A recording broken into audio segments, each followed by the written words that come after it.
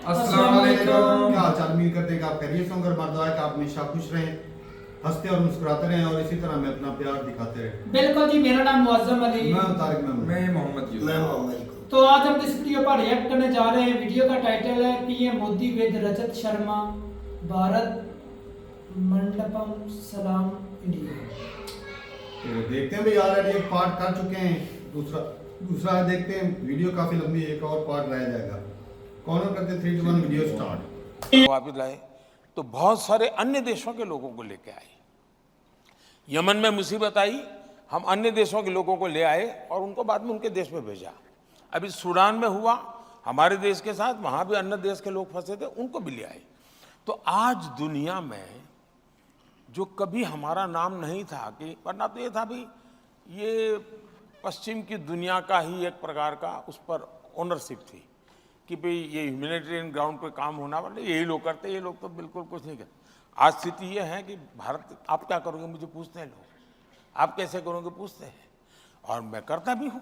अब जैसे आर्टिकल 370 जब वापस लिया तो आपको इस बात की चिंता नहीं थी कि ये मिडिल ईस्ट के देश नाराज़ हो जाएंगे, कोई अरब कंट्रीज़ हमसे नाराज़ हो जाएंगे, हमारे 4 काम बंद कर देंगे? अब देखिए, बहुत अच्छा सवाल है और ये जवाब मेरा शायद थोड़ा लंबा हो जाएगा और शायद पहली बार मैं इस विषय को आपने मुझे ऐसी जगह पे छू लिया है कि शायद मैं कोशिश कर रहा हूँ इसको आर्टिकुलेट करने की, क्योंकि एकदम से आपने पूछा है तो। लेकिन हमारे देश में जब भी कश्मीर की बात आती थी तो 70 साल तक इसको इंटरनेशनलाइज किया गया। दुनिया का हर देश कश्मीर के मुद्दे पर भारत को कटघरे में खड़ा करता था। थोड़ी बहुत अटल जी ने कोशिश की थी कि टेररिज्म को सेंटर पॉइंट लाए, लेकिन कुल मिलाकर के दुनिया में, और इसलिए 370 के संबंध में भी ये स्वाभाविक था कि दुनिया कोई बहुत बड़ा नाराजगी व्यक्त करेगी। हुआ उल्टा। दुनिया ने जितने देशों को लोग मानते थे कि इन मुद्दों पर भारत पर वो नाराजगी व्यक्त कर सकते हैं, भारत को घेर सकते हैं, अधिकतम लोग मौन रहे। जिन्होंने कहा वो ये कहा कि ये उनका इंटरनल मामला है। दुर्भाग्य ये है कि अरब देश तो शांत रहे, दुनिया के सभी इस्लामिक देश शांत रहे, मेरे देश की कांग्रेस चू चू करती रही।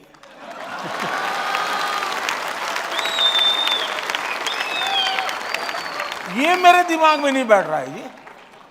इसका मतलब ये हुआ कि ये एक ऐसी मानसिक विकृतियों से भरी पड़ी हुई इनकी सोच है दुनिया ने। और अच्छा, 370 के बाद में दुनिया के कई इस्लामिक देशों में बहुत बड़ा सम्मान प्राप्त करके आया हूं, मुझे कोई दिक्कत नहीं हुई। 370 के बाद मेरे 8 लोगों को, मेरे देशवासियों को फांसी हुई थी। 370 के बाद की घटना है, उनको जिंदा वापस लेके आ गए। उस समय मोदी जी, मैं बहुत सारे जो हमारे ऑपोजिशन के लोग हैं उनके बयान सुनता था। जब कतर में हमारे लोगों को फांसी की सज़ा हो गई, वो जेल में थे, ओवैसी ने कहा अरे मोदी जी तो कहते थे उनके बड़े संबंध हैं, क्या हुआ? अरे ये तो विश्वगुरु बनते थे, क्या हुआ? किसने कहा कि कतर, मोदी जी कहते थे इज़ माई सेकेंड होम, अब कुछ नहीं कर पा रहे। या तो उन्होंने मोदी का पूरा स्टडी नहीं किया है, या तो वो मोदी की बात आई उस समय मीडिया में जाएंगे तो थोड़ी जगह मिल जाएगी इसलिए चले जाते हैं। क्योंकि मोदी एक ऐसी ब्रांड है जिसके कारण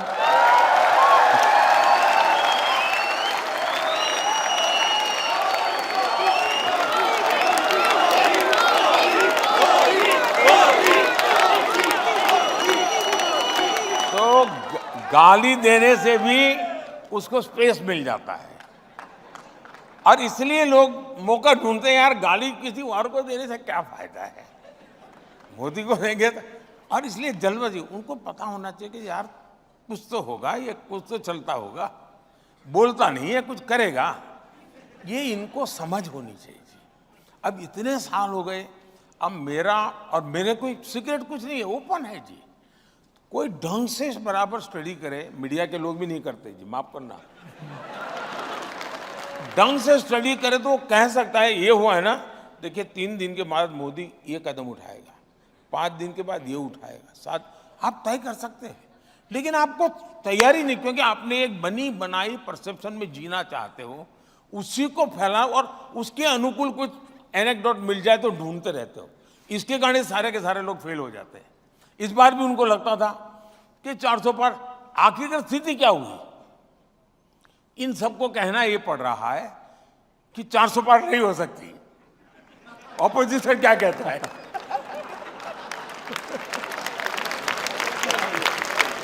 उनको समझ ही नहीं आया कि कहां ले जा रहा हूं मैं।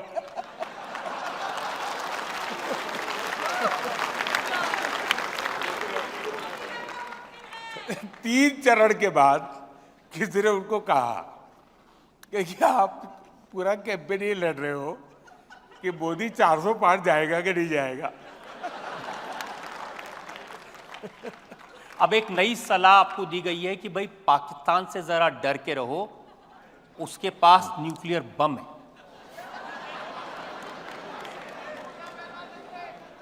ऐसा है, वो ताकत को मैं खुद लाहौर जाकर के चेक करके आया हूं।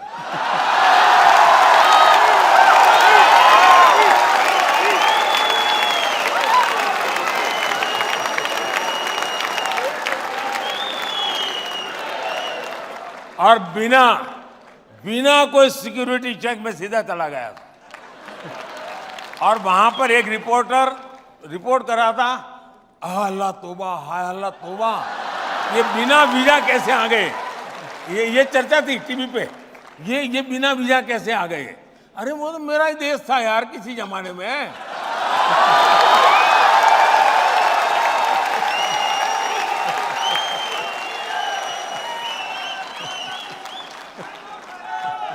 पहले मोदी जी हम लोग परेशान रहते थे पाकिस्तान से, यहाँ आए मार के चले गए, यहाँ आए मार के चले गए, फिर सर्जिकल स्ट्राइक हुआ, एयर स्ट्राइक हुआ, वो पिछले टर्म की बात थी। इस टर्म में पाकिस्तान के लोग बड़ी लंबी लिस्ट दे रहे हैं, अननोन आदमी आके मार जाता है। मुद्दा वो नहीं है।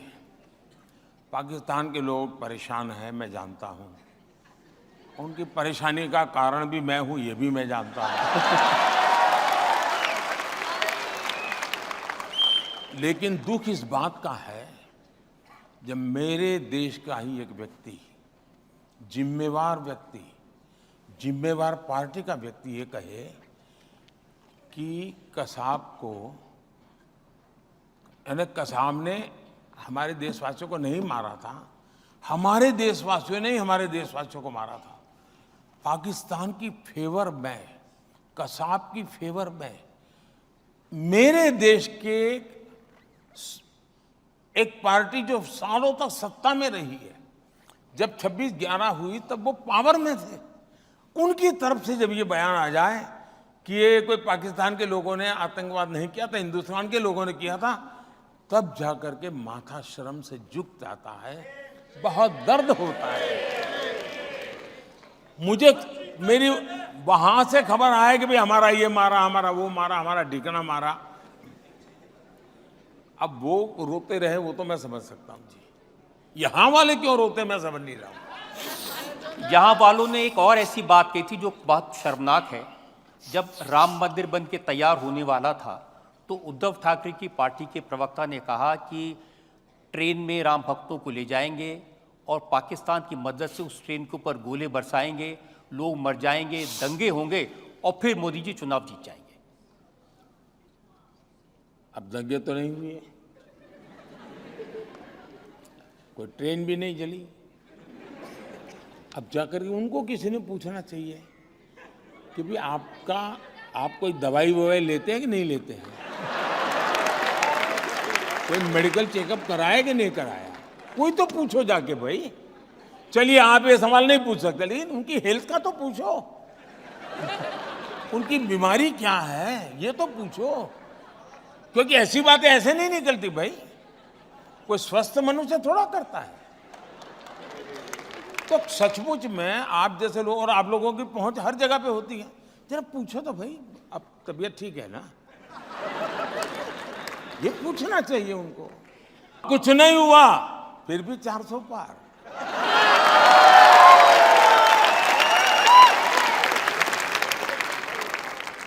हम क्योंकि पाकिस्तान की चर्चा कर रहे थे, वहाँ के लोग के इंटरेस्टिंग वीडियोस मैंने देखे। जब चंद्रयान उतरा चंद्रमा पर, तो उन्होंने कहा कि हम तो ऑलरेडी चंद्रमा पर हैं, गड्ढे हैं, अंधेरा है, बिजली नहीं है, पानी नहीं है।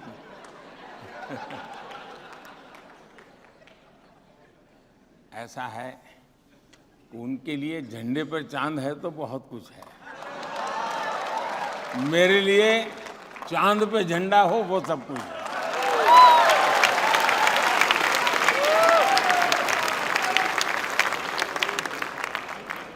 इसमें बात आई सेक्युलरिज्म की। आपने जहां पर हमारा चंद्रयान उतरा उसका नाम शिव शक्ति स्थल रख दिया। ये देश का दुर्भाग्य है कि हर चीज में वोट बैंक के नजरिए से देखा जाता है। कोई मुझे कहे कि शिव शक्ति से इतराज क्या है जी, इस सृष्टि के नियंता है।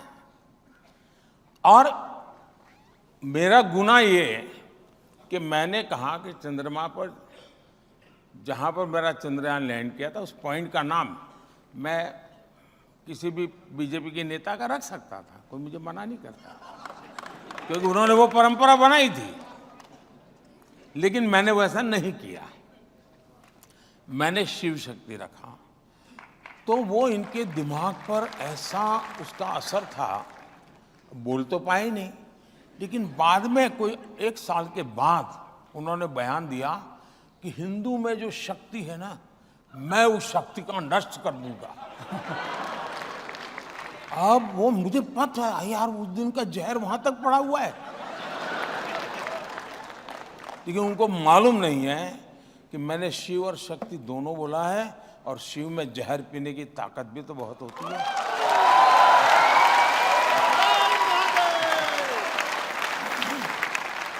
अब राम मंदिर के प्राण प्रतिष्ठा का इतना समारोह हुआ, राम मंदिर बना, इस पर भी उनकी आपत्ति है। उनका कहना है कि इसको आपने बीजेपी का समारोह बना दिया। पहले तो लगता था कि शायद सेकुलरिज्म की उनकी जो विकृत मानसिकता है उसका परिणाम होगा कि वो 70 साल तक इस मामले को अटकाने के लिए जो भी कर सकते हैं करने की कोशिश की। उनको लगता था कि इस मुद्दे को इस प्रकार से रखेंगे तो उनकी वोट बैंक सुरक्षित रहेगी। लेकिन राम मंदिर बन जाने के बाद वोट बैंक सुरक्षित रहने का मुद्दा ही नहीं था, क्योंकि वो मुद्दा उस प्रकार से उनके काम आने वाला नहीं था।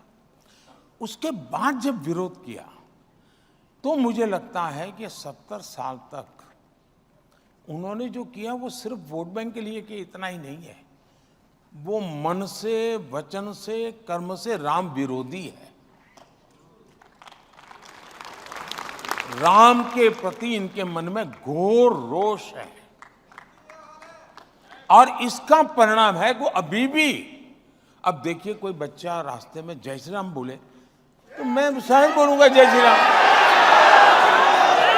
कोई मुझे कोई ग्रीट करे नमस्ते तो मैं करूंगा नमस्ते, कोई मुझे कहे हेलो तो मैं कहूंगा हेलो, कोई कहेगा जय श्री राम तो मैं कहूंगा जय श्री राम। आपने देखा होगा जब वो जाते हैं कोई जय श्री राम बोलता है तो उनके चेहरे की सारी रेखाएं बदल जाती हैं, मुंह पे ताला लग जाता है, पता नहीं वो क्या क्या करने लग जाते हैं। अब अरे आप बोल दो यार जय श्री राम, क्या जाता है आपका। यानी इतना। और दूसरा देखिए, मैं कहूँगा ये राम जन्मभूमि ट्रस्ट के जो ट्रस्टी है ना, मैं उनको सच में बधाई दूंगा, क्योंकि राम मंदिर तो न्यायालय के निर्णय के बाद हो रहा है। सारी दुनिया को मालूम है कि न्यायालय में भी रुकावट डालने का काम कौन करता था। 19 में तो यहां तक कह दिया था कि जजमेंट अभी मत लाओ वरना बीजेपी को फायदा होगा। न्यायालय में कहा गया था, कांग्रेस की तरफ से कहा गया था। चलिए ये सब तो छोड़े, अब न्यायालय, इसके बावजूद भी ये राम जन्मभूमि ट्रस्ट के लोग उनके घर गए और जाकर के सम्मानपूर्वक निमंत्रण दिया कि भाई जो हो गया, भूल जाओ, आइए आप भी आइए। जैसे वो उनके यहाँ गए वैसे ही जो 2-2, 3-3 पीढ़ी से अदालत में लड़ाई लड़ रहे थे, अंसारी परिवार, उनके बेटे इकबाल अंसारी जो भी अदालत में राम जन्मभूमि के खिलाफ केस लड़ रहे थे, बाबरी मस्जिद के लिए लड़ाई लड़ रहे थे, उनको भी निमंत्रण दिया कि भाई चलिए अब तो न्याय का निर्णय हो चुका है, न्यायालय का आप आइए, आप देखिए साहब, निर्णय देश करे। इकबाल अंसारी जो कि जीवन भर उनका परिवार बाबरी मस्जिद के लिए अदालतों में लड़ता रहा, राम जन्मभूमि के विरुद्ध में लड़ता रहा, लेकिन चूंकि सुप्रीम कोर्ट ने न्याय दिया है, वो स्वयं प्राण प्रतिष्ठा के कार्यक्रम में आकर के बैठे और इन लोगों ने बहिष्कार किया। तब जाकर के चिंता होती है कि क्या सोच है। इतना ही नहीं, मुझे बाद में अभी पता चला कि श्रीमान इकबाल अंसारी वो कोई अमीर व्यक्ति, वो सामान्य परिवार के व्यक्ति हैं। उन्होंने भगवान राम मंदिर का जो एक मॉड्यूल था लकड़े का, वो कहीं से खरीद के लाए और उनका जो पीएसओ था वो हिंदू है, उसको उन्होंने गिफ्ट किया। इकबाल अंसारी ने गिफ्ट किया उनको। इसका मतलब ये हुआ कि वो उनको लगता था कि ये मेरा हक है इसलिए मैं लड़ता हूं, लेकिन न्यायालय ने एक बार निर्णय किया, उसको उन्होंने सिर आंखें पर चढ़ाया। तो इकबाल अंसारी को मैं सेकुलरिज्म सही है कि इनका सेकुलरिज्म सही है, ये चिंता का विषय है देश के लिए। इसीलिए आजकल आपको सांप्रदायिक, कम्युनल, हिंदू मुसलमान करने वाला कह रहे हैं। ऐसा है कि या तो किसी ने नई डिक्शनरी लिखनी पड़ेगी, क्योंकि सारी डिक्शनरी खाली हो गई। मुझे गाली देते देते सारी डिक्शनरी के शब्द प्रयोग खाली हो गए हैं। अब उनके पास कोई गालियां ही नहीं बची हैं, तो घूम फिर करके वो हिंदू मुसलमान बोले बिना उनकी वोट बैंक को वो जगा नहीं सकते, क्योंकि काम तो किया नहीं। 60 साल तक किसी मुसलमान बच्चे को पढ़ाया होता, उसको कहीं अच्छा रहने के लिए घर दिया होता, उसको टॉयलेट दिया होता, उसके घर में बिजली दी होती, बच्चों की अच्छी, वो तो किया नहीं। तो उनको डराओ, मार देंगे, ये आएंगे तो काट देंगे, ये मोदी है। अब फिर उसमें योगी जोड़ दिया।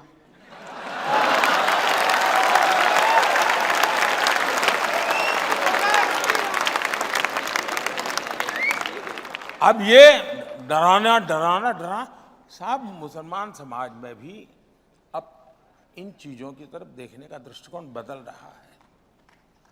मैं मुल्ला मौलवियों की बात नहीं करता हूँ, जिनका वेस्टेड इंटरेस्ट, तो हिंदुओं में भी ऐसे लोग होते हैं, तो उनकी मैं बात नहीं करता। लेकिन जनरल मेरा तो काफ़ी लोगों से इंटरेक्शन होता है और मेरा अनुभव है कि ये जो भड़काने वाली बातें हैं उससे तो वो प्रभावित नहीं हो रहे।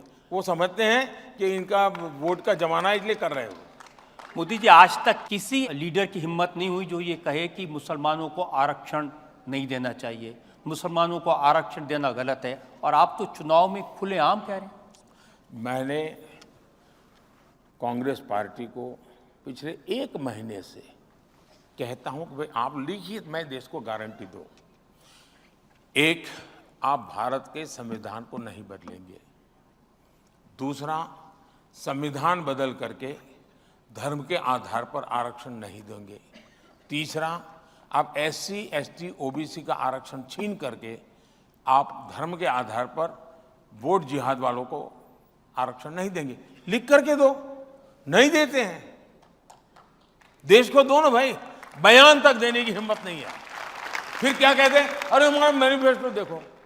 मैं पूछता हूं, क्या किसी कांग्रेस के मैनिफेस्टो में लिखा है कि वो करप्शन नहीं करेंगे या करेंगे? करप्शन करेंगे ऐसा उनके मैनिफेस्टो में कहीं पर है क्या? कांग्रेस के पिछले 50-60 साल के मैनिफेस्टो देख लो, एक भी मैनिफेस्टो में उन्होंने करप्शन का कार्यक्रम लिखा है क्या? जरा बताइए ना, करप्शन करते हैं कि नहीं करते हैं? अब मैं पूछूंगा करप्शन क्यों करते हैं, वो कहेंगे मेरा मैनिफेस्टो देखो कहीं लिखा है क्या? अरे ऐसे थोड़ा होता है जी। और आप देख लीजिए डॉक्टर मनमोहन सिंह जी का बयान देख लीजिए, ये शहजादे का बयान देख लीजिए। उनके मैनिफेस्टो में ये कहते हैं कि अब ठेके धर्म के आधार पर दिए जाएंगे। मतलब कहीं ब्रिज बन रहा है तो आज ठेका कैसे मिलता है कि भाई उनके पास रिसोर्सेज कितने हैं, कैपेबिलिटी कितनी है, एक्सपीरियंस क्या है, ट्रैक रिकॉर्ड क्या है, आर्थिक क्षमता कितनी है, टेक्नोलॉजिकल उनकी क्षमता कितनी है, सारी चीजें देख करके टेंडर से कोई व्यक्ति प्राप्त करता है। अब ये क्या कहते हैं, अब इसमें आरक्षण होगा। अब मुझे बताइए साहब, वो ब्रिज बनाना है कि आपको आपके चुनाव जीतना है और कुछ काम है क्या? इतना ही नहीं, इन्होंने यहां तक मैनिफेस्टो में कहा है कि खेल में भी अब वो धर्म के आधार पर आरक्षण लाएंगे। अरे भाई, खिलाड़ी सुबह 4 बजे उठ करके पसीना बहाता है जी, तब जाकर के खिलाड़ी बनता है। जिंदगी के 15-20 साल वो खपा देता है, और आप कहोगे ठीक है भाई, तुम उस माँ की गोद से पैदा हुए, तुम नहीं हो सकते, उस माँ की गोद से पैदा होकर वो आ जाएगा। ये कैसे हो सकता है? और ये हिम्मत इनकी ऐसी चीजें मैनिफेस्टो में लिखने की। क्या देश ऐसे चलाएंगे क्या? हमारा मंत्र है सबका साथ सबका विकास। लेकिन मोदी जी, ऐसी बातें खान मार्केट गैंग का नाम लेकर के आज तक किसी की हिम्मत नहीं हुई कहने की, जो आप कह रहे हैं इतने खुले। ऐसा है कि मुझे आगे पीछे कोई रोने वाला नहीं है।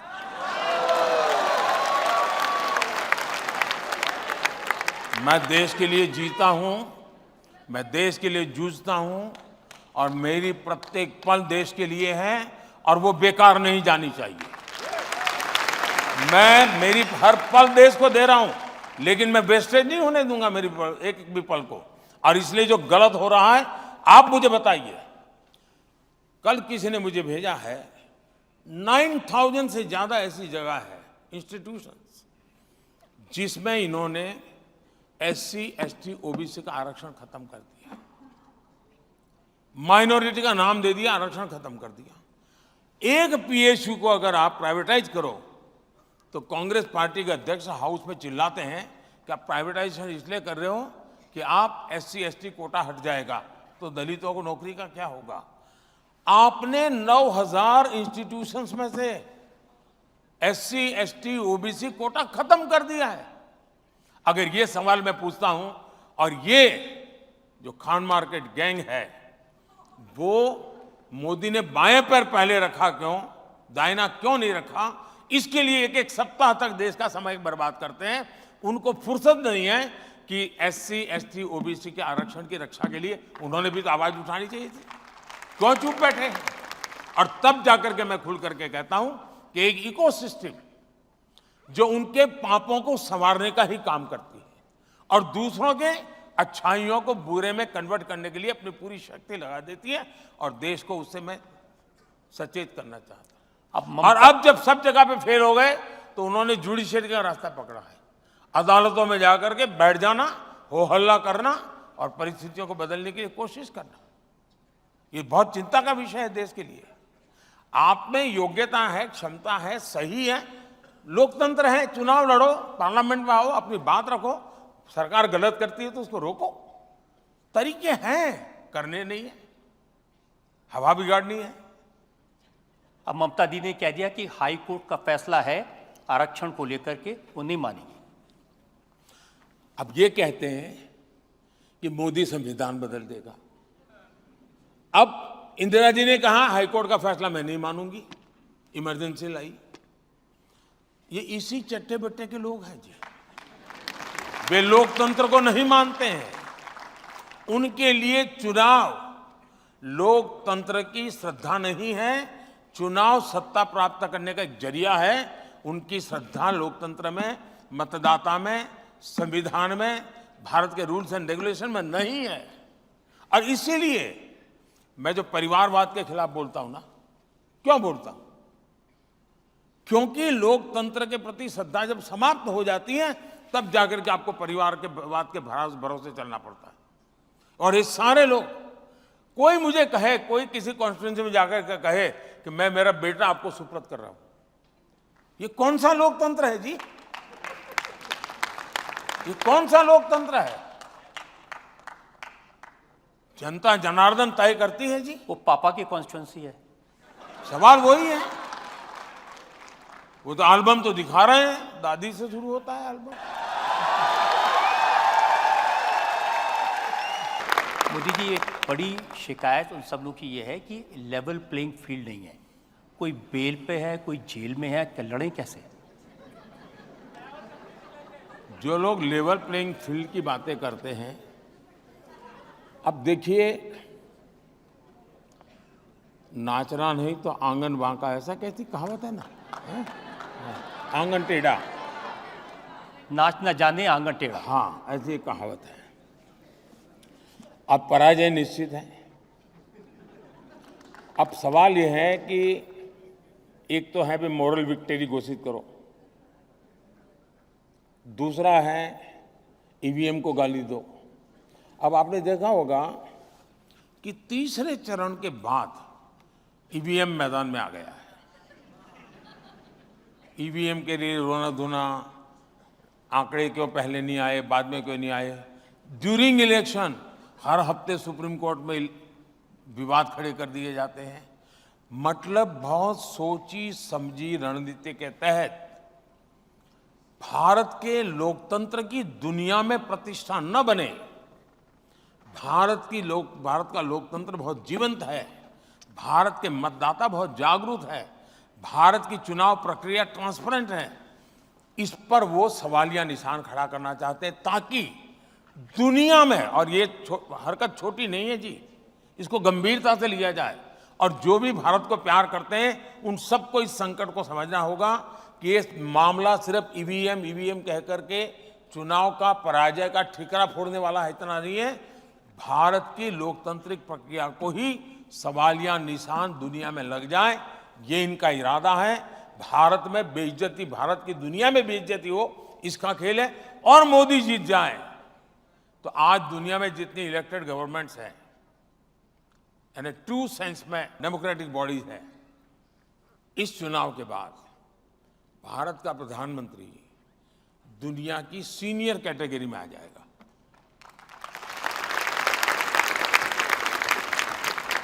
हर ग्रुप में वो सीनियर मोस्ट होगा डेमोक्रेटिक वर्ल्ड में। इनको अभी से हिसाब किताब लगाते हैं, उनके भी तो एडवाइजर है ना, देखिए यार ये तो ऐसा होगा, अभी ऐसा होगा, ऐसा होगा, उसी डर में सब हो रहा है। लेकिन इससे देश का बहुत नुकसान। और लेवल पे भी ये लोग इलेक्शन कमीशन को गाली देते हैं। हमारे देश का चुनावी व्यवस्था कहती है कि अगर कोई पार्लियामेंट सीट में अगर किसी कैंडिडेट की मृत्यु हो जाए तो वो चुनाव स्थगित होता है, ठीक है। अगर कोई पार्लियामेंट का कैंडिडेट उसका स्वर्गवास हो जाए तो वो सीट, चुनाव स्थगित हो जाता है, उसकी डेट बाद में आ जाए।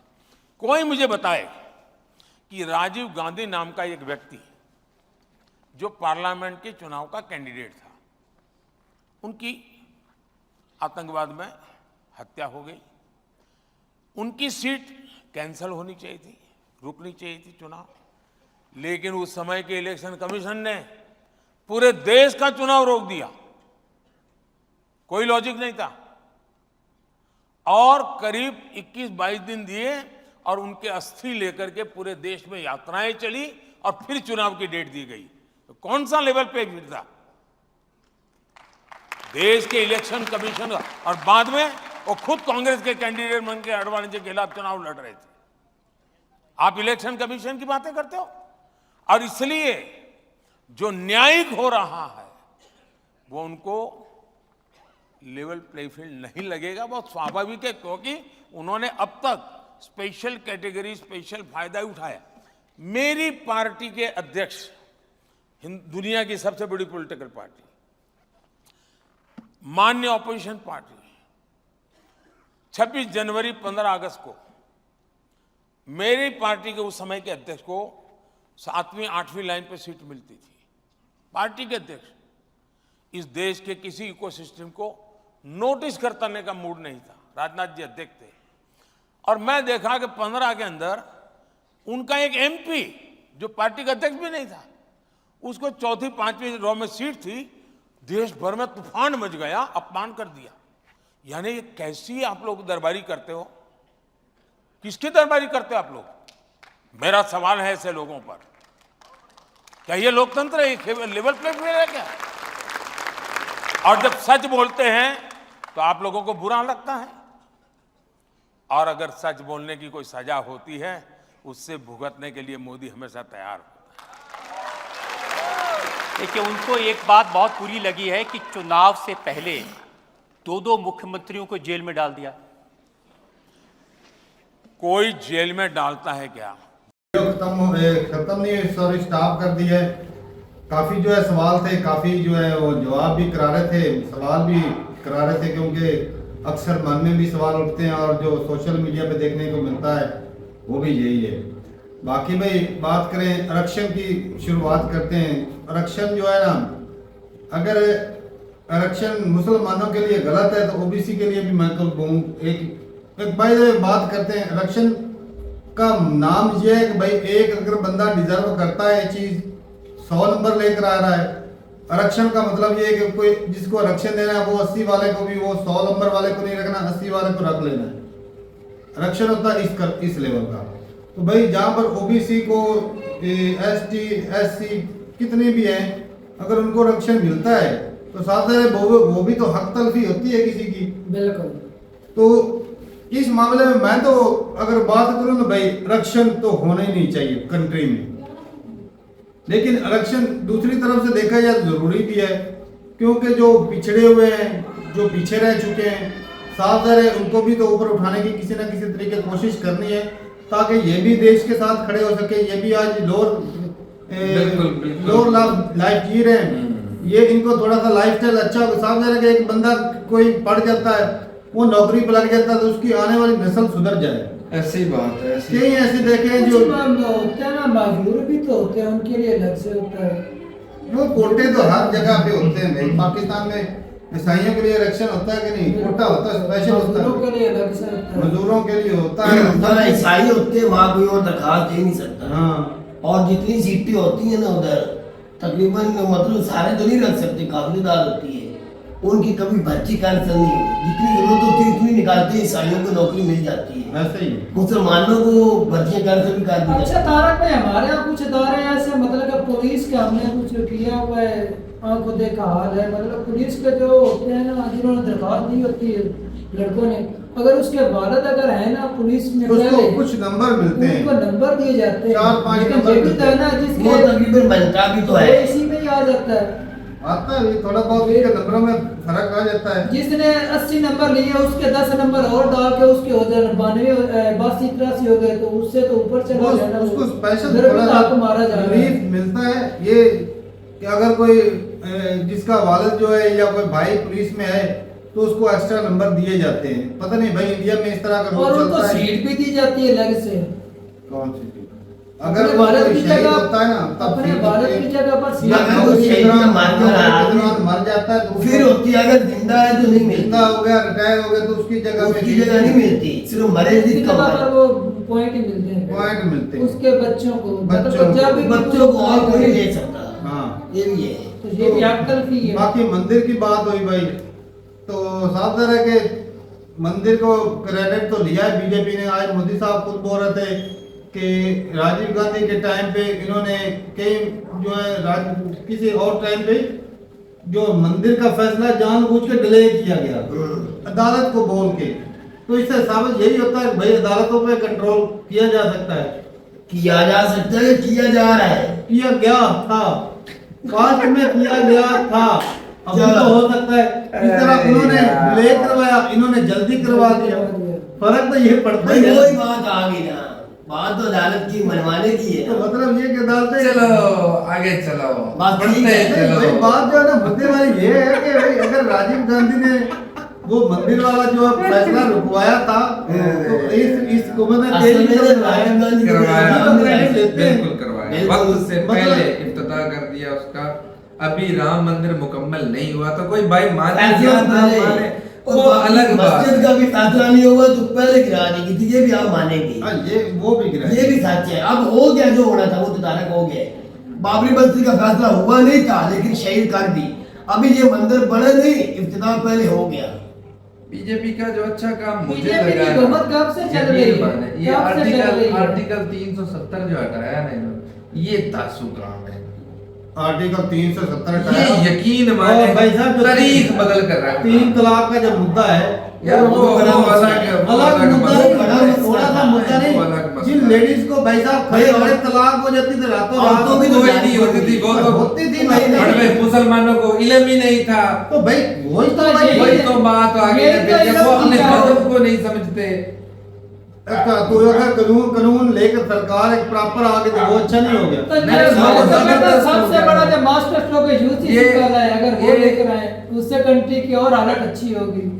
नहीं तो भाई प्रॉब्लम एक लेडी की जिंदगी खराब हो जाती है, खड़े खड़े उसको तलाक दे दे तो भाई इस्लाम में तो बड़ा एक बार ही कहते हैं तलाक तो तलाक हो गई। प्रॉपर टाइम होता है भाई, हो सकता है गुस्से में बंदा एक बार बोल दे। नहीं, तो इस्लाम तलाक में ये हर काम को 3-3 मर्तबा क्यों दोहराया जाता है? अक्सर है ना चीज़। अगर किसी को सोच आ जाए तलाक की लेने बात पक्का पक्का हो जाता है ना। अब तलाक की बात ये है कि जब एक तलाक देते हैं महीने का वक्त है, वो दोनों महीने में भी सोच ले, वो तीसरा फरीक उनको समझा देता है, दूसरे महीने फिर तीसरे महीने, अगर तीसरी बार मिल जाती फिर जाके भाई ये समझ में नहीं बात का ऐसा होता है ना कि लेडी अक्सर गुस्से में। वो प्रेग्नेंट भी होती हैं। हाँ। जब प्रेग्नेंट हो तो उसमें इद्दत के भी हमारे गांव में ये बात है। अलग होते हैं, वो प्रेग्नेंट हो तो भाई साहब उसको तलाक ही नहीं होती। बिल्कुल नहीं ये भी होती। चीजें हैं। तो लड़के कई लोग हैं जो बोल भी देते हैं, कहीं बोल देते हैं से। और भाई मौलवी उनका अलग से निकाह भी करवा देते हैं। कहीं ऐसे रिश्तेदार लेकिन हैं। वो उन्होंने जायज तो से नहीं ना, शेखनी होती है। जायज से नहीं ना भाई, उसको हमला हो रहा है उसको तलाक तो हो नहीं सकती। नहीं दादी हो कैसे हो ही सकती नहीं तो होती। इसलिए ये मोदी का कानून ठीक है नहीं? तो सही है भाई। औरतों के लिए उसने बड़ा अच्छा कानून पास तो किया। भाई ये अच्छा है लेडीज के लिए भाई। मैं हाँ। तो कहूंगा कि उन्होंने और सिर्फ लेडीज हाँ, लेडीज हाँ। मत करो, मर्दों के लिए भी। वो बेटियां मर्दों की होती हैं, बहनें मर्दों की होती हैं। लेडीज लेडीज लेडीज ही तो की जा लेडीज रही है। के और जिसका घर उजड़ रहा है वो भी मर्द ही है। सिर्फ औरतों के और वो तो है ही है, जिस सभी के लिए तो तो है। अच्छा है, सभी के लिए बेहतर है। सही है। हाँ, सिर्फ ladies के फायदा लिए तो नहीं, सभी के लिए है। फायदा। साफ जी, करके बिल्कुल। कश्मीर के मुद्दे जब पर- भी दर्द तो उसको भी होता ही है। हाँ, तारक भाई, कश्मीर के मुद्दे पर पाकिस्तान समेत पाकिस्तान ने आवाज उठाती ना, लेकिन सारी मुस्लिम कंट्री है, उन्होंने भाई साहब पाकिस्तान का ऐसा साथ देना बंद कर क्यों दिया। अगले दिन ईरान आया तो मैंने ये बोल दिया। जब इधर का मजाक उस कर रहा वक्त है। क्यों नहीं बोला? क्यों? इतनी मरतबा हालांकि शहबाज शरीफ ने खुद एक बोला था। प्रॉपर जो स्टेटमेंट जब होती है। कराची के अंदर उन्होंने क्या बोला है? हेलो? ये आपका अपना मसला है, आप खुद नहीं, नहीं, वो ऐसी दुनिया से जा चुके हैं। ऐसी कराची के अंदर जब जरदारी के पास गए उन्होंने बात की है। ये सऊदीया जब वालों ने जरदारी के पास आपका वहाँ अपना ऐसी मसला गए है, उन्होंने कश्मीर के बात की यार है। वो मुद्दा ही नहीं है। मुद्दा ये है जब अमेरिका साथ था तब क्या हुआ। कुछ तो भी अमेरिका ना। ने भी यही बोला है। तो अब उनके अमेरिका साथ के अगर अंदर दुनिया जो है तो शिमला- फिर क्या हो जाएगा ये वो बताओ। हमारा वाला ले लेंगे। हमारे जो मुस्लिम कंट्री उन्होंने आवाज उठाना यार, बंद कर दिया मुस्लिम हमारे साथ, कंट्री को लेकिन मारो कांग्रेस- गोली। सत्तर साल से देखो, कांग्रेस- ले लिया। ले लिया। कांग्रेस के अंदर से आवाजें आ रही थी 370 हटाने से। क्या कांग्रेस वालों ने उसको दिक्कत दी ये है। कांग्रेस को बदनाम किया जा रहा है। अच्छा, जी अच्छा, सर, ये कांग्रेस सारा को- ये इनके ये कांड जो- जो बीजेपी के हैं ना, तू नहीं जानता ये अंदरों अंदर ये क्या कर रहे हैं। अब यहाँ पर इनके पास उनके कांड पाकिस्तानी पहले भी जानते हैं, कितनी इंडियन मरतबा कोई कहा नहीं है। जानता। अब ये इतना बड़ा इंटरव्यू हुआ। बीजेपी के कांड मुसलमान- भाई साहब जानते हैं, एक मिनट, पाकिस्तानी जानते हैं, एक मिनट। पाकिस्तानियों को दिक्कत अब भाई है। साहब, एक मिनट मोदी सुनो तो सरकार सही। से पाकिस्तानी को दिक्कत है और पाकिस्तानी लोग ही जानते हैं उनके हम पर कांड। हुकूमत कर रहे हैं मोदी और सरकार। जो तीसरी मर्तबा उसको मेजोरिटी के साथ जितवा रहे हैं, असल उनको में इनके कांग्रेस कांडों की का फट पता ही यही नहीं रही है। क्योंकि नेहरू जी का रिकॉर्ड था ना, वो ज्यादा था प्राइम मिनिस्टर रहने का, वो ना टूट वो जाए। भी टूट सकता है। यार टूट जाए कोई फर्क पड़ जाएगा। सबसे ज्यादा सीटों वाला भी उनका वो भी ना टूट इतना जाए। हो गए हैं। अब क्या ये दुनिया का अब रिकॉर्ड बन जाए? के ऊपर थी। नहीं, ये दुनिया का रिकॉर्ड बन जाए। साहब ये यार, खाता है। कंप्यूटर को कितने सालों गुजर गए हैं। यार वो 2037 में जाकर डेमोक्रेसी है, तो भाई डेमोक्रेसी एक मिनट भाई बात सुन ले। डेमोक्रेसी दुनिया में सबसे ज्यादा सीटें इधर इंडिया में ही है। है दिखते हैं। चलो मेरी बात बीच में लंबी गोल लंबी गोल उम्र करती। को है। वो सबसे मुद्दे लंबी क्यों मेरा अरब अमारात वाले कर रहे हो जो उनकी नस्लों के अंदर तो चल रहे फिर हैं। वो लंबा जाते हैं। और यार, जिंदगी लोगों की पूरी पावर करते से हैं। आना, लोगों की पावर से आना। तो ये नोबल अब सच मुझ ना बनवा, चुप कर जा, जो कुछ हो अच्छा रहा है झूठ ही बोल दे। या जो करवा रहे हैं। झूठ ही बोलते जिस हैं। तरह वो बीजेपी करवाती है आज मौजूदा हालात में करवा को रही है। ब्लेम कर देते हैं, कभी किसी हाँ। और पे टारगेट कर देते हैं। इलेक्शन कमीशन इन्होंने खरीदा हुआ है, सारा कुछ इन्होंने खरीदा हुआ, मशीनरी इनकी इस्तेमाल गवर्नमेंट की हो रही है। बात तो करता है, ईवीएम शुरुआत में लेकर कौन आया? बात तो करता है, सारा और कुछ लेकर बीजेपी आया था। इस्तेमाल कर रही है। अब की बार 4 तो फिर भी नहीं होना, करके दिखा दे मोदी, मुझे नहीं होना फिर भी। अच्छा, 4 के बाद में हुकूमत नहीं होना। आएगा तो मोदी। ओ यार आ जाए, हमारे बलान से आ जाए, हमें क्या अच्छा लेना देना? अच्छा भाई, हमें कोई मोदी का खौफ नहीं। कांग्रेस के टाइम पे थी तो वो ये बैलेट पेपर से मांग करते थे, लेकिन कांग्रेस कहती थी नहीं ईवीएम से। और हाँ, कांग्रेस ने या दूसरी पार्टियों ने जितनी बार भी बोला ना कि ईवीएम में ये खराबी है, ईवीएम में वो खराबी है, हैक हो जाती है, तो उन्होंने अदालत ने बोला भाई साहब कोई भी एक्सपर्ट लेके आओ, हैक करके दिखा दो। अदालतें हैं हमारी तक इनकी। नहीं कर पाए। वो अदालतें हैं, ये मामा पास का है। वो भाई वकील जिस तरह तेरे मुल्क में अदालतें कोई चला रहे हैं ना, अदालतें उधर भी उसकी है। बैठ जाओ, वो सारे फैसले वक्त पे पहले करवा लेते हैं। चंडीगढ़ में वाकया हुआ, पहले वक्त पे अदालत ने उस बंदे को करवा सजा वो दी। दिखावा था। वो दिखा हाँ जी, वो दिखावा था। दिखावा क्यों था? वो दिखावा किया गया कि अदालतें भी इंसाफ कर आपने रही तो हैं। दिखावा भी नहीं करते, हाँ। आपने तो दिखावा हमारी बात ही नहीं, हमारे पास है ही कुछ एक नहीं। लफ्ज है इन दोनों के माइंड में बैठा ना, परी प्लान। परी प्लान, है। वही इनका दिमाग उसी के गिर्द ही घूमता रहता बिल्कुल है। बिल्कुल। ये सारा कुछ पहले से ईवीएम है, वो इलेक्शन होने नहीं दे, बाद में तुझसे पूछूंगा। अब इलेक्शन होने दे। इलेक्शन तो हो गया, हाँ। इलेक्शन तो जीत गया मोदी था। अच्छा तू बता दे, पाकिस्तानियों को मोदी जी से दिक्कत कौन सी है? मोदी हमारी रोटी मोदी जी छीन लेते मोदी जी हैं। खुद कह रहे थे ना वो परेशान है और उसका कारण भी मैं ही हूँ। बिल्कुल, हम तो सोचते जरा रह उस पर जाते हैं। रोशनी डाल के बताओ भाई। हमारा पानी बंद कर दिया डैम बना के।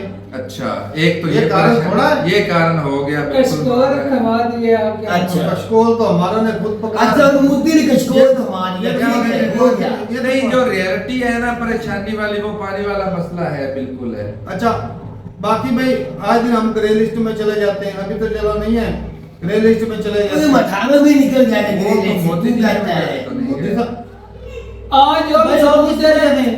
ये अभी हुकूमत दहशत गर्दी अटैक के जो सबूत पेश करे वो मोदी सरकार ही पेश वो कर रही है इमरान, सरकार क्यों को। फिर क्यों वो हमारी डील हुई इमरान को उतारने के बदले में वो था।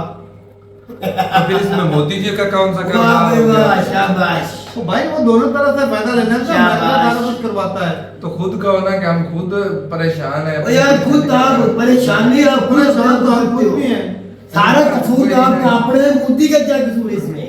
वो कसूर नहीं। वो तो सियासी करारी ले रहे हैं, सिर्फ इलेक्शन जीतने की आवाम की वाह वाह तालियां हमें पता है क्या दिक्कत है इसलिए। मोदी सरकार से, क्योंकि वो हमें हमारे- मोदी को कोई धर्म भी हमें परवाह नहीं। भाई साहब बहुत है कोई हमारे नहीं। कश्मीरी क्या तू मुसलमान सोचता है हैं, मोदी का नाम सुन के डर और जो जाता है? इंडिया के अंदर के मुसलमान है उनके ऊपर जुल्म अत्याचार बर्पा करता है। कोई हमें मुसलमानों को मार भी दे, दर्द है, मुसलमानों को मार दे बीजेपी, हमें इसी कोई वजह लेना से देना नहीं। पाकिस्तानी मुसलमान मार दे, क्योंकि इंडियन मुस्लिम कहते हैं, इंडियन मुस्लिम मीडिया में कहते हैं हमें पाकिस्तान से कोई लेना देना नहीं, मर जाए हमारे बाहर से, हमारे क्यों बात करते हैं, कहते हैं ना। तू भी कह रहे। मैं कहता हूँ इंडियन मुस्लिम मर जाए सारे, हमें कोई लेना देना नहीं, बाहर में जाए मुस्लिम, जब उन्हें हमारी नहीं, हमें भी उनकी नहीं, सारे बाहर में जाए सारे मुस्लिम। फिर वो कहते हो तेरा ये मेरा कश्मीर रिश्ता का क्या? मुद्दा क्यों- कोई रिश्ता नहीं हमारा, हमारे अपने मुल्क में रिश्ता नहीं, इंडिया से क्या है? तेरा मेरा रिश्ता क्या? हाँ, अगर वो रिश्ता अगर मुस्लिम होने के नाते रखे तो तो मेरे फिर बात ठीक में है। वही आ गई ना। नहीं, वो रखना ही नहीं चाहते, ओ भाई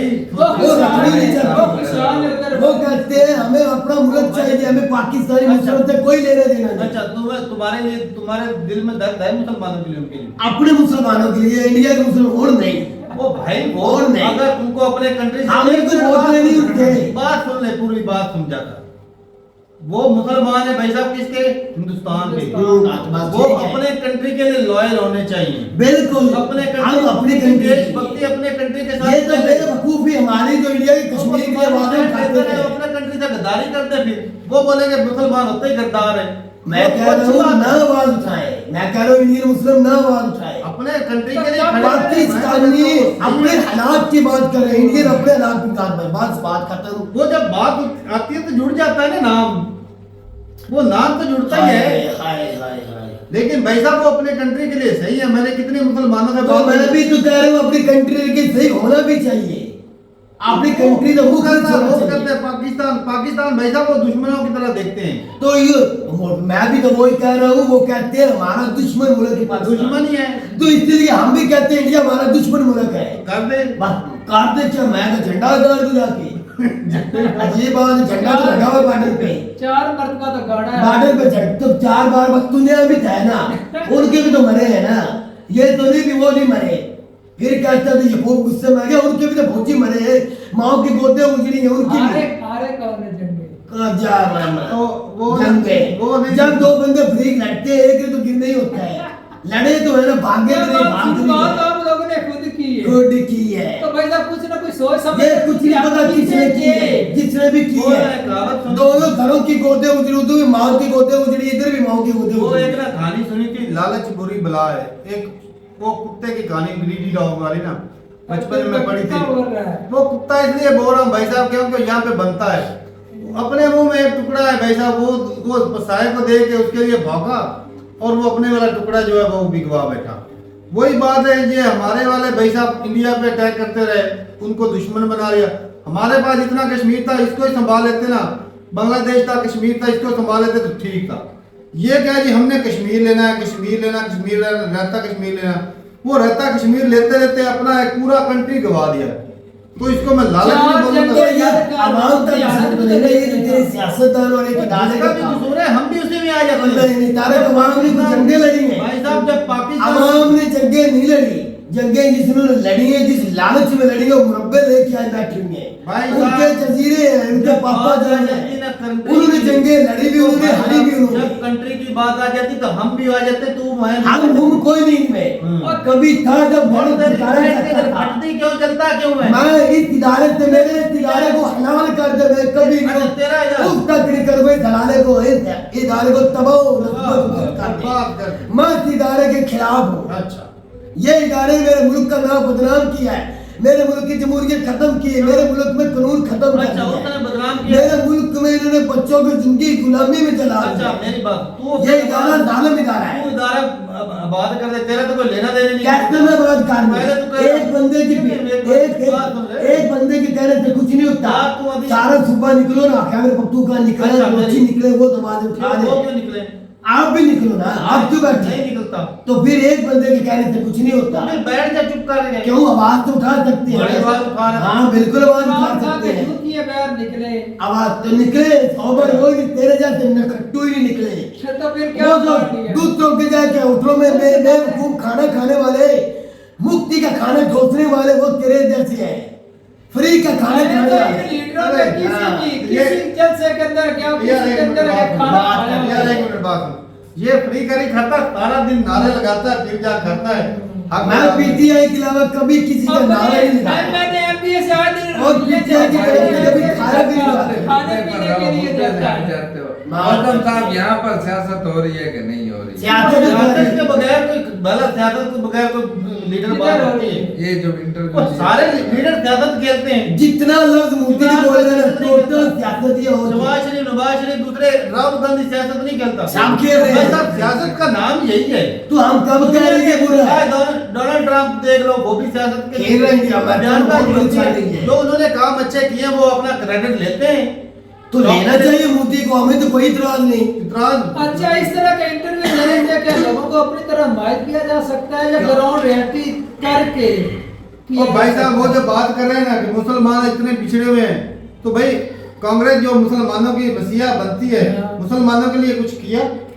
लेकिन ऊपर से मोदी साहब एक और भी क्या बात है, कांग्रेस तो मुसलमानों को जनता मार ये दिया बोल था। देते हैं कि भाई ये कांग्रेस जो है ये सारा कुछ उठा के मुसलमानों को दे देगी। ऊपर से आज ये बोल रहे हैं कि भाई कि कांग्रेस ने आज तक मुसलमानों के लिए किया ही कुछ नहीं। यहाँ पे भाई साहब दोहरी राय हो जाती है। कांग्रेस के बाद भी तो मुसलमान थे, या तो नहीं थे? यही तो बात है। लेकिन आज भाई साहब हमने एक वीडियो देखी थी, वीडियो के अंदर भाई साहब उस आज को चार चांदनी मुसलमान को उसके अंदर लग गए। मुसलमानों को ज्यादा हक दिए जा रहे हैं। और यार यार बात कर रहे हो यार बात या कर, फिर आपको उनको उनको सारा ज्यादा दिया फेक जा था, रहा है, सारा फेक था। उनको हक दिया जा रहा ज्यादा है। हक की तो लड़ाई पड़ी हुई है। किस तरह पड़ी हुई है भैया जी के नहीं? कौन सी लड़ाई? किधर ये जो ज्यादा शुरू में कोटे वाले अच्छा, बात की कोटे में। तुमने। नहीं नहीं कोई बात नहीं। कोटे में आज की वीडियो की उसके अंदर और भी मिनोरिटी आ रही भाई है। बात को समझा कर और सुना भी क्या। अच्छा क्या बात कोटे की है तो भाई साहब कोटा अगर मुसलमानों के लिए, मैंने पहले भी बोला कोटा वैसे होना ही नहीं चाहिए, लेकिन जब दूसरा रुख नहीं, देते ये हैं, भाई साहब क्या जो कह रहे पिछड़े हैं? होते हैं ना यार लोग, होना भी ज्यादा चाहिए, नहीं है। जरूरत है इस चीज की तारक वो भाई। कोटा अगर एक तो फिर यहाँ पर रोज रहे हो गई ना। नौकरियों में कोटा होता है भाई, तो लेकिन वो खेलों में जो कोटा बोल रहे थे, खेलों में तो कोटा कभी नहीं, मैं सवाल कहता जो नहीं सिफारशी करता। प्लेयर रखे जाते हैं इंडिया पाकिस्तान में, पाकिस्तान का देख लो ना क्रिकेट की हालत है। वो सिफारशी ये प्लेयर अमित शाह के बेटे को लगाया हुआ है। वो अमित शाह का बेटा क्या कर रहा है? ए भैया, जैसा क्या कर रहा है?